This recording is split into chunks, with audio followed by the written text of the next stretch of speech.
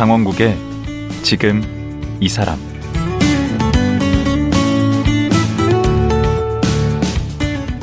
안녕하세요. 강원국입니다. 요즘 유럽 전역은 역대급 폭염으로 날리고 또 미국, 스페인, 그리스, 포르투갈 할 거 없이 대형 산불 때문에 난립니다. 이게 다 이상기후 때문인데요. 결코 남의 나라 얘기가 아니죠. 우리도 뜨거운 여름을 보내고 있고 이상기후에 농사도 잘 안 되고 밥상 물가 오르는 거 보면 보통 문제가 아닌데요. 오늘은 초대 기후변화 대사를 지낸 환경외교 전문가 정래권 전 대사 모셨습니다. 정래권 전 대사 만나보죠.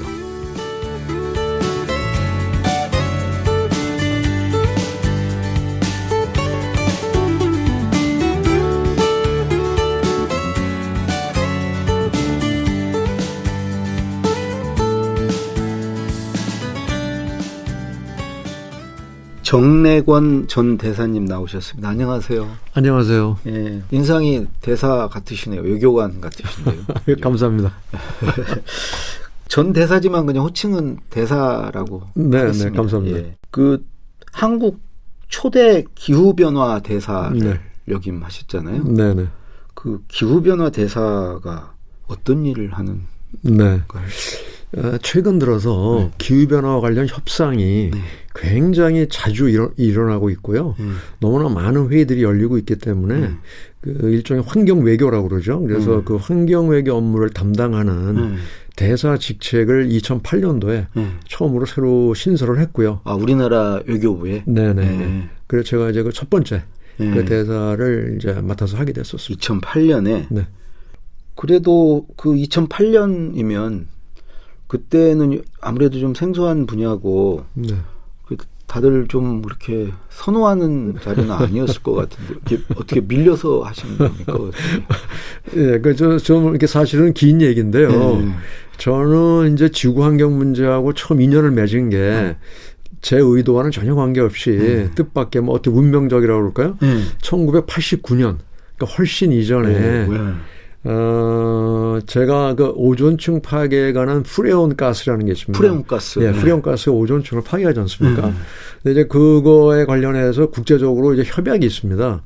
그 협약을 통해서 우리나라의 프레온 가스를 규제를 시작을 했습니다. 1989년도에. 근데 그거를 저희가 잘 모르고 있다가 사실 그때 프레온 가스라는 게 우리나라의 반도체 산업 을 시작하면서 거기서 많이 나와요. 네, 반도체의 세정제로 씁니다. 그걸로 세척을 하지 않으면 불량률이 많기 때문에 이제 반도체를 생산하면서 프레온가스의 사용량이 대폭 늘어나게 됐는데 갑자기 오존층을 파괴한다고 그러면서 우리의 그 프레온가스 사용량을 대폭 규제하는 그런 환경 규제가 들어왔죠. 근데 그거를 제가 담당하다 보니까 이 지구환경 문제가 이게 환경의 문제가 아니고 산업 경제 문제구나라는 거를 제가 이제 현장에서 일선에서 담당하다 보니까 이러한 일이 또다시 일어나서는 안 되겠다 해서 제가 외무부에 환경과도 좀 만드는 데 역할을 하고 그 후에 계속 제가 환경 분야 쪽에 보직을 맡아오다가 이제 2008년에 제가 기후변화 대사까지 하게 됐습니다. 오, 그럼 조금 전에 그 프레온 가스 했던 게 몬트리올 의정서? 네네. 여기에서 규제가 만들어진 건가요? 그렇습니다. 이게 1986년에 이제 그런 그 협약이 논의가 돼서 89년에 발효가 됐는데요. 그것은 저희가 사실 우리 지나가서 얘기지만은 그런 규제가 들어온지도 사실 잘 모르고 있었어요. 그 당시만 해도. 우리 업계에서도 잘 몰랐고요. 우린 그런 협약이 생겼는데 우리 국내적으로는 프레온가스를 생산하는 공장을 건설했거든요. 그 정도로 우리가 사실은 이 지구환경 문제에 조금 무관심했다고 그럴까? 정보에 어두웠습니다. 거의 문외한 수준이었네. 네. 그러다 보니까 어느 날 갑자기 그런 규제가 들어왔죠. 만약에 프레온가스를 사용하게 되면 프레온가스가 포함됐거나 프레온가스로 사용해서 만든 제품들의 수출, 교역을 금지하는 그런 규제가 들어오게 돼 있었어요. 그래서 그때 굉장히 저희가 당황했고 그런 규제에 대처하기 위해서 엄청 고생을 많이 했었습니다. 이제 그 후로도 지금은 이제 그만두셨지만 거의 이제 30년이 됐잖아요. 네. 이 환경 외교 전문가로 이제 활동하시면서 기억에 남는 게 뭐가 좀 있으신가요? 네. 제가 이제 마침 그 환경 업무를 담당하기 시작했던 90년대 초가요. 96년도에 우리나라가 OECD라고 선진국의 모임인 OECD, 거기에 경제협력기구요. 거기에 우리가 가입을 했습니다. 김영삼 대통령. 그렇습니다. 맞습니다. 그러다 보니까 선진국 됐다고 막 그때 그렇죠. 난리 났죠. 그렇죠. 그러니까 굉장히 우리로서는 경축해야 될 일인데 이게 환경 문제 논의에 있어서는 우리한테 엄청난 부담이 됐습니다. 그렇죠. 그 왜 그러냐면요. 지구 환경 문제 논의는 어떤 식으로 이루어지냐면요. 선진국이 역사적 책임을 지고 있는 거고. 왜냐하면 선진국은 200년 동안 환경을 오염 많이 시켰죠. 예, 산업혁명 이래 석탄 발전 등을 통해서 엄청나게 이제 지구 환경을 파괴했거든요. 그래서 개도국에다가 돈도 지원해주고 기술도 지원해줘야 된다. 이런 이제 그 기본적인 틀이 아주 지구환경 문제 논의의 기본 틀입니다. 그런데 거기서 우리는 개도국에 있다가 선진국으로 가버렸어요. 그러니까 하필 그때. 네. 그러다 보니까 이 선진국들은 그러면 한국은 선진국에 들어왔으니까 우리와 똑같이 이 선진국의 책임을 너희도 받아들여라. 이렇게 이제 우리한테 엄청난 압력을 가하기 시작했죠. 근데 사실 이게 난감한 것이 과거에 우리가 환경을 파괴한 역사적인 책임도 별로 없는데. 그렇죠. 선진국과 동일한 그렇죠. 역사적 책임을 지라고 하니까 우리가 경제비결 역사가 뭐 얼마나 됐나요? 그러니까요. 그래서 우리는 참 난감한데 어려운 것은 그렇다고 해서 우리가 안 하겠다 그러면 굉장히 그 무책임한 나라가 돼버리지 않습니까? 그렇죠. 그러니까 이런 그 상당히 어려운 입장에 처해 있었죠. 그런 압력을 저희가 많이 받다가 제가 이제 기후변화 대사가 됐던 2008년 상당히 오랜 후죠. 그 후에까지도 그 압력이 계속 있었고요. 그러다가 2009년 이제 워싱턴에서 열렸던 회의 때 그때 미 국무성 워싱턴 DC에 있는 미 국무성의 대회의실에서 18개 나라 주요 경제 국가들만 모아서 오라 그래가지고 자, 이제 어떻게 할 거냐라고 이제 일종의 마지막 이제 욱박지른다고 그럴까? 이런 이제 하여튼 최종 결판을 지으려는 미국 오바마 행정부의 오바마. 예. 또 오바마 행정부는 기후 변화를 굉장히 이제 강조하는 강조했죠. 입장이었으니까. 근데 그 중에서 특히 한국이 제일 먼저 한국은 어떨 것이냐라는 게 초미의 관심사였습니다. 재밌는데요. 그래 어떻게 그때 됐어요? 제가 기후변화 대사로 이제 가서 우리나라 입장을 발표하게 됐죠. 우리 강원국 작가님 같은 경우는 어떻게 얘기하셨어요? 제가 그거를 알았으면 대사 했겠죠. 굉장히 난감하고 쉽지 않은 문제죠. 그래서 근데 이제 제가 가서 뭐라고 얘기를 했냐면요. 당신들이 우리한테 요구하는 그 선진국의 명단에 들어오라고 하는 것은 그거는 과거의 역사적인 책임을 분담한다는 의미가 있는 것이기 때문에 그렇죠. 우리는 그 명단에 들어가는 거는 우리로서는 받아들일 수가 없다. 그러나 우리가 경제력이 상당 수준에 와 있고 우리 국력에 상응해서 미래에 대한 책임을 적극적으로 우리는 부담하겠다. 그래서 과거에 대한 책임을 지는 그 선진국 명단이라는 거에는 우리가 들어가지 못하겠고 우리는 별도의 새로운 명단을 만들어서 우리는 자발적으로 이 새로운 명단, 미래에 대한 책임을 지는 나라들의 명단을 만들어서 우리는 이 명단에 우리나라의 이름을 등재하겠다. 어느 나라든 한국이든 중국이든 인도든 일본 브라질이든 미래에 대한 책임을 지려는 나라들은 이 명단에다 나라 이름을 적고 자기 목표치를 발표하면 된다. 이렇게 새로운 틀을 만들자고 제안한 거죠. 그래서 그게 받아들여졌어요? 예, 제가 이렇게 얘기를 하니까 일본 그 당시 이제 일본 대사가 제 얘기를 듣더니 자기가 나는 국제 변호사다 얘기를 하면서 지금 한국 대사가 얘기한 내용이 굉장히 합리적이고 논리적이다. 일본이 예상이네. 네. 그래서 그 과거에 책임이 없는 개도국들한테 이 선진국의 명단에 자꾸 들어가라고 하는 것 자체가 이거는 별로 합리적이지 못한 생각이다. 어쩐 일이래 일본이. 그래서 그러니 지금 우리 한국 대사가 얘기하는 별도의 미래에 대한 책임을 지는 국제적인 등록부에 그걸 새로 만들어서 거기에 나라의 이름을 적는 이 방식이 아주 바람직하다. 이걸 적극 지지한다. 일본이 이렇게 발언했습니다. 그리고 이제 중국 그 당시 장관도 제 얘기를 듣더니 한국 제안이 굉장히 그 흥미있다. 관심이 있다. 우리가 그거에 대해서 좀 더 검토해보고 싶다. 이런 발언을 했어요. 이게 무용담이라 이거 재밌긴 한데 이거 시간이 너무 많이 갑니다. 아니 너무 재밌어요 저는.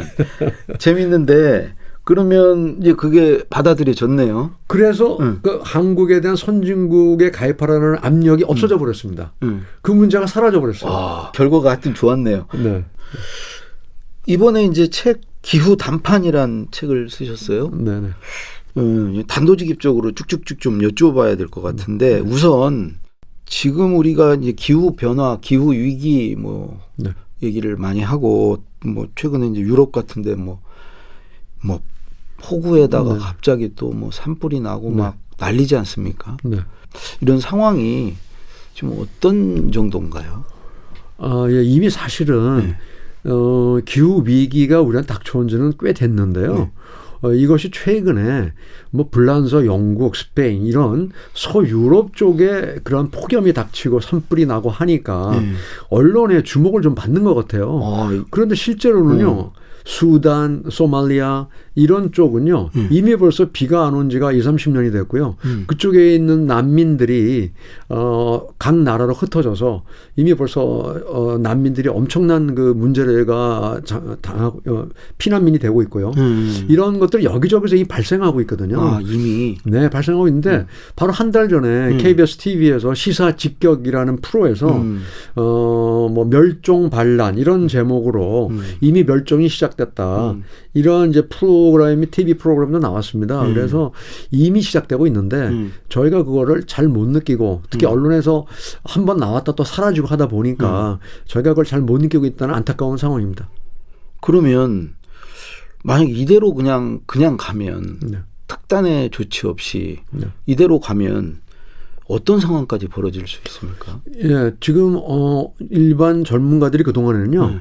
한 2050년쯤 되면 지구가 거주가 불가능하게 될 것이다. 그래서 거주 불능 지구 뭐 이런 이제 책들도 나오고 했어요. 근데 최근에 지금 벌어지는 현상들은 그러한 예측을 훨씬 더 앞당겨서 2050년이 그게 아니라 50년이 아니라 당장 지금 벌써 이미 이렇게 벌어지고 있다는 걸 보여주고 있습니다. 그래서 많은 기상학자들도 놀라고 있고요.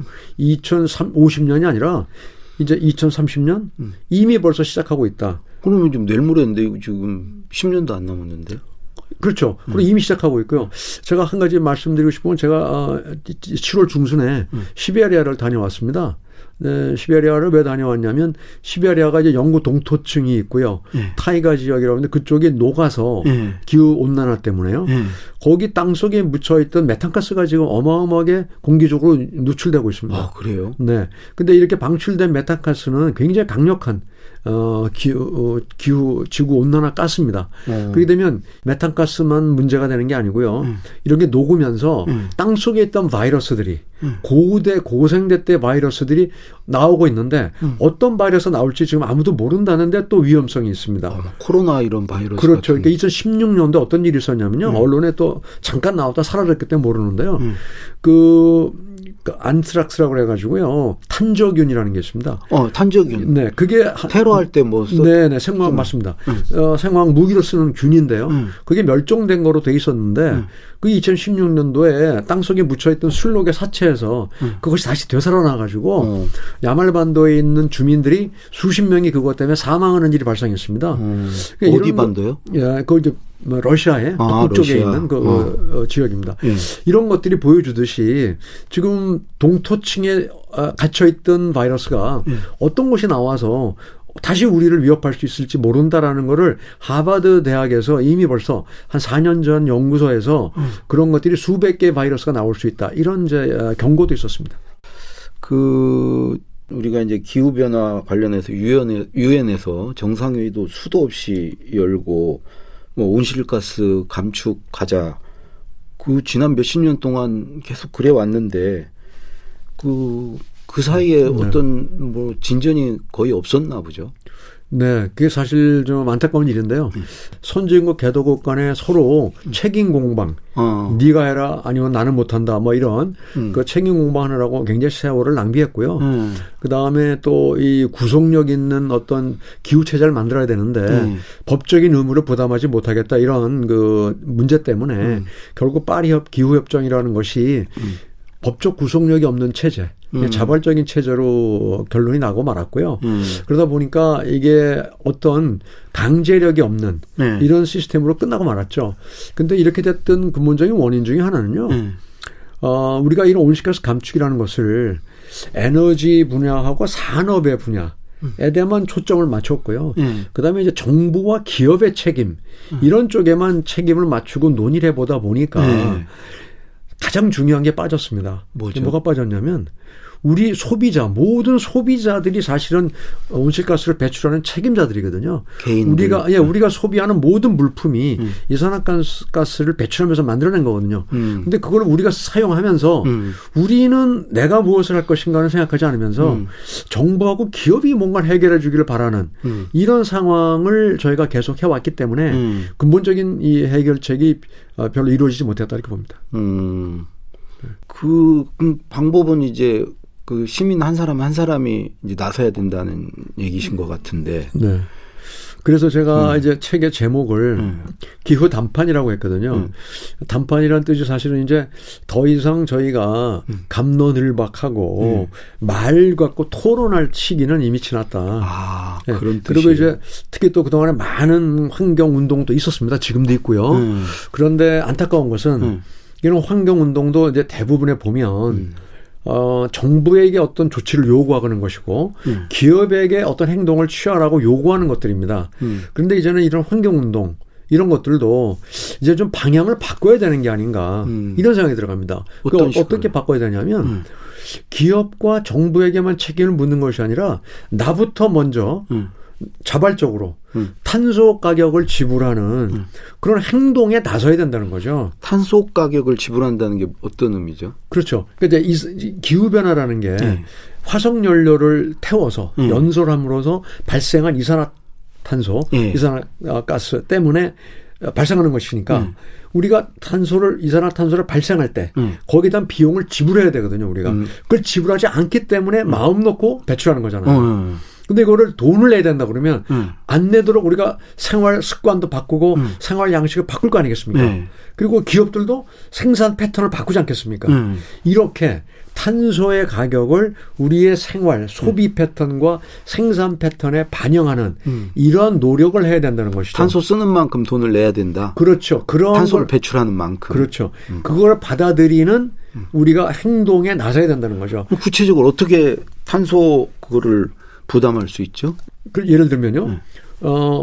처음부터 정부가 탄소세를 일괄적으로 부과하는 것도 하나의 방법이지만 그렇게 하는 것은 너무나도 산업과 경제에 대한 충격이 큽니다. 엄청나게 위축시킬 거 아니에요. 그래서 그걸 잘 할 수가 없기 때문에 제가 그래서 그 중간 단계로 모든 그 기업 활동에 다 반영하는 것이 아니라 예를 들면 커다란 투자 활동 이라든지 연료를 에너지를 많이 쓰는 그런 부분부터 우선 기업들이 이제 내가 값싼 화석연료 값이 싸지만 굉장히 더러운 탄소를 많이 배출하는 그렇죠. 그러한 에너지 아닙니까? 그러니까 내가 이렇게 더러운 에너지를 쓰는 게 아니라 그냥 깨끗한 에너지를 쓰겠다. 재생에너지. 예, 그렇죠. 그러면 돈은 더 들어가고 돈을 내가 더 내겠다. 이런 거를 자기가 할 수 있는 범위 내에서 자발적으로 더 많이 하라는 거죠. 그럼 막 생산도 위축이 되고 성장에도 부담이 되고 물가는 오르고 뭐 이렇게 되지 않겠습니까? 그런 것 때문에 여기까지 못했지 않습니까? 그런데 이제 요새 어떤 운동이 있냐면요. 물론 모든 기업들이 다 일괄적으로 하기는 어려워요. 그렇기 때문에 요새 이제 언론에도 나왔습니다. RE100이라고 그래요. Renewable Energy 100%. 그래서 이제 RE100이라고 선거 때 하죠. 한때. 예를 들면 그걸 이제 예를 들면 애플이다, 뭐 구글이다 이런 커다란 회사들부터 앞장서서 자기들은 신재생 에너지를 100% 쓰겠다. 탄소를 전혀 배출하지 않겠다는 그렇죠. 거예요. 그러면서 신재생 에너지를 돈을 더 지불하더라도 신재생을 쓰겠다는 거 아닙니까 이제? 그리고 안 쓰는 나라 제품도 그렇죠. 기업 거 안 쓰겠다는 거예요. 그렇죠.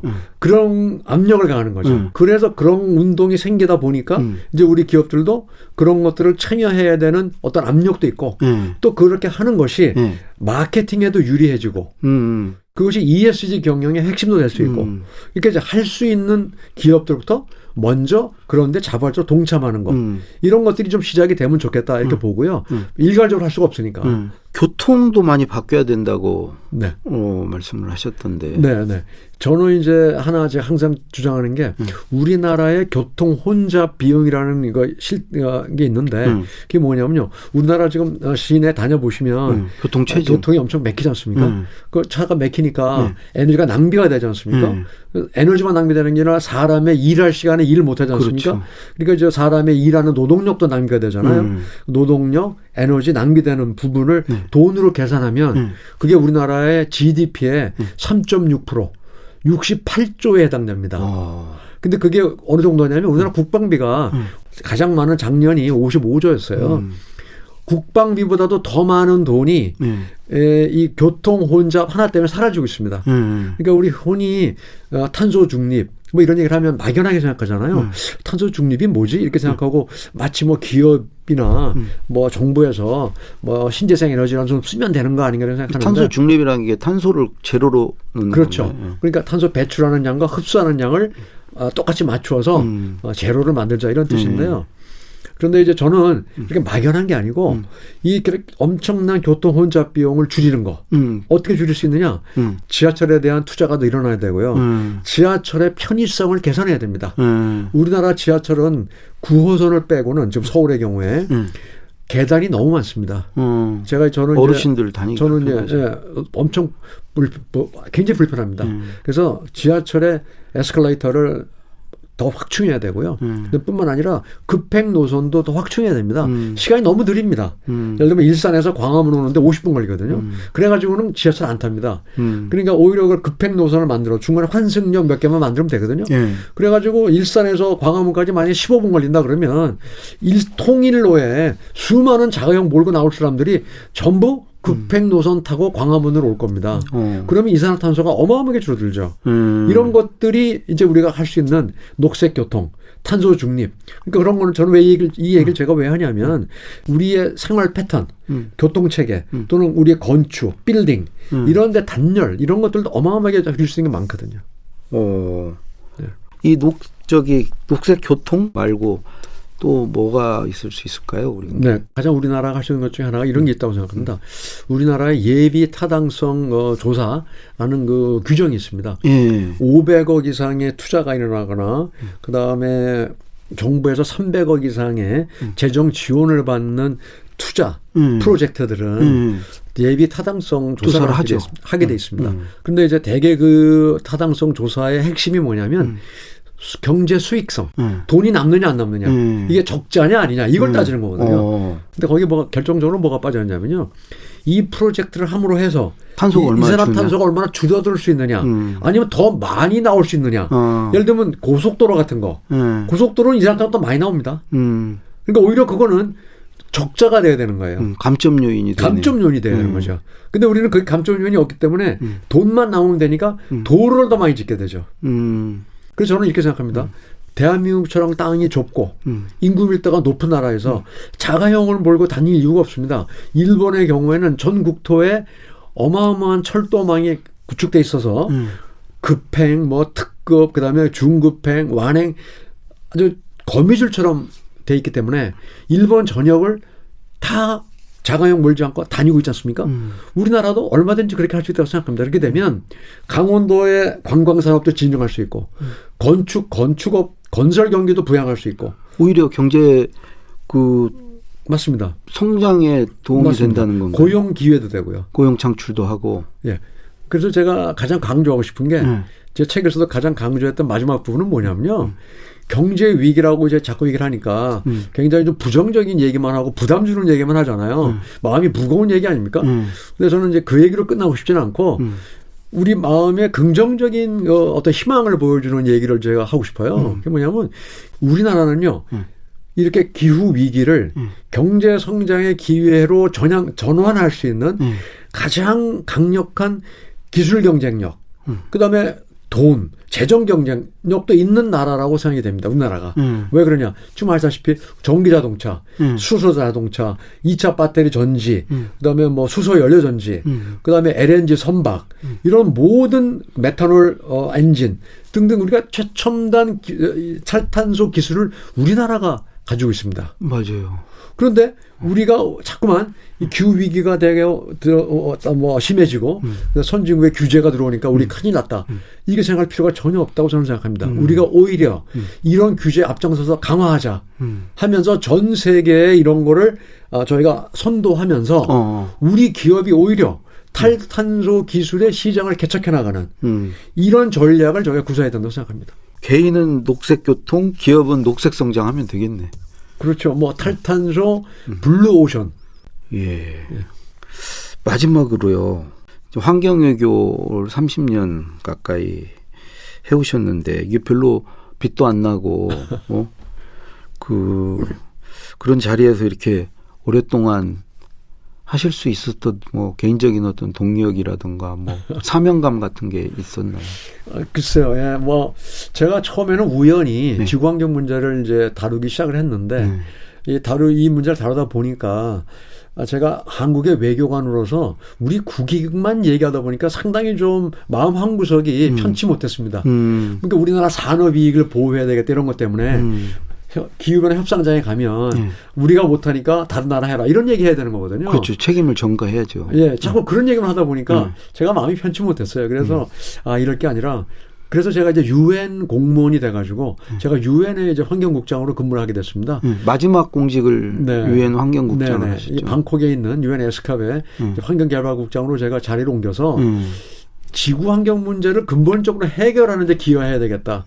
제가 이런 생각을 하게 됐던 거고요. 그러다 보니까 이제 지구 환경 문제 해결하는데 좀 더 의미를 찾게 되고 그러다 보니까 이제 유엔에서도 이제 근무를 한 10년 동안 하게 됐고요.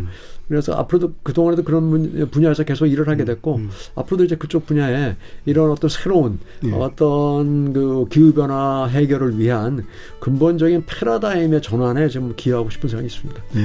예, 오늘 말씀 고맙습니다. 네, 감사합니다. 예, 최근 기후 단판이란 책을 낸 정래권 전 외교부 기후변화 대사였습니다.